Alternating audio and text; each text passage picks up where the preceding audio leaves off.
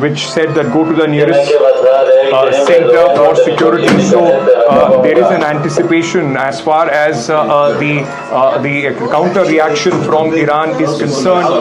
There are few people still out there, and more people, in fact, coming in as we speak with what is going on here in Tel Aviv. Small space, but at this moment it's people have been instructed to reach, and even on the streets we saw very, very quickly how everything turned, and as soon as these sirens began, there are people, those who have been instructed to reach these shelters everywhere that they could. We are live on you. Carry on with what you are seeing all around you. Let me just show you. This is a small shelter on one of the floors of a hotel, and there are a lot of people. Those who are here, I've been instructed not to film the occupants of this shelter, so you would only see me while we are speaking, but you would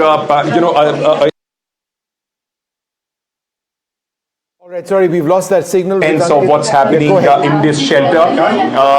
There are people that are carrying their pets and just have run into this shelter as we speak. Now this is, remember, the first time since morning, since the time the news came in that the United States had carried out those attacks on the nuclear facilities of Iran. For the first time in the last 4 hours that we have seen these sirens going on in Tel Aviv at this moment, and as you are hearing these instructions which are sounding as well, till the time there is no all clear given, people will have to stay in these shelters. No matter where you are, what you are doing, you have to run to one of the shelters as soon as you can find them. He's in the shower, my husband. Go bring him. Your husband is in shower? In the shower. Go bring him.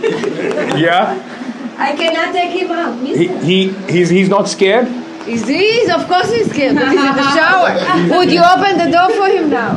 So this lady, I mean, in fact, despite what is happening, the humorous side continues. She says that her husband is still in the shower, waiting to come to this shelter at this moment. I'm from India, ma'am. Oh, tell me who. Yeah, I'm from India. India. Yeah. How did you India?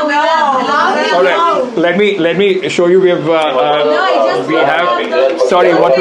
No pictures. All right, but. I want to say we love India. I've been to India. We love India and Israel. Love India. Thank you. The Israeli loves India. You're hearing, the conversation that we are having with our fellow occupants of this shelter, despite, and it also tells you the readiness as far as Israel and the people of Israel are concerned. They are prepared for these kind of situations, and that is why it's a part of life. There is somebody else who is knocking on the shelter door as we speak, and he's the person who was in the shower, as I was telling you earlier. So while the situation remains quite tense outside, at least there is the sense of humor alive in the people, and everybody at this moment crammed in this. We are about 8 to 10 people, along with a few pets here in fact this shelter where we are standing at this moment, Shiv. Those bunkers have become second nature for Israelis. It has become very much a part of their lives. Sometimes, when I was there in 2023, I saw people just walking casually into these shelters, because that's what life is like in Israel. But where you are standing right now, it's interesting to see that people are still light-hearted, saying they love India. There's a little bit of humor in the air. But it's incredible because things are very different now. Bombs have been dropped on a nuclear site, 3 nuclear sites in Iran. The situation is very different from what it has been earlier. It's very hard to understand what you're saying, Shiv, but like you were... like you were saying, that the light-heartedness, and it also because tells you that this sort of training is something that Israelis are quite prepared about, and that's why it's not the first time that they're seeing a tense situation like this throughout their history, and hence are largely prepared for these kind of eventualities, and that is why in a moment, as soon as the sirens went off, people in fact came in and are all right.